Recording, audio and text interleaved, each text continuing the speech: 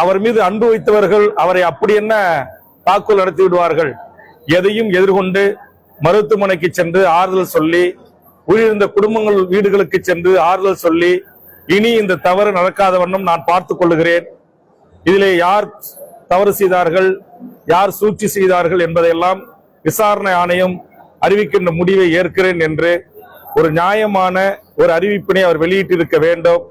அதற்கு நேர் மாறாக ஒரு நையாண்டி பாணியில், நக்கல் பாணியில், முதலமைச்சர் சார் என்னை வேண்டுமானால் பழி வாங்குங்கள், நான் வீட்டில் தான் இருக்கிறேன், அலுவலகத்தில் தான் இருக்கிறேன் என்று அவர் திரைப்படத்தில் கதாநாயகனாக இருக்கின்ற போது தனக்கு வில்லனாக இருப்பவனிடம் டயலாக் பேசுவது போல் பேசி வெளியிட்டிருக்கிற வீடியோ ஒட்டுமொத்த உலக தமிழ் மக்களிடத்தில் பெரும் ஆத்திரத்தை ஏற்படுத்தியிருக்கிறது.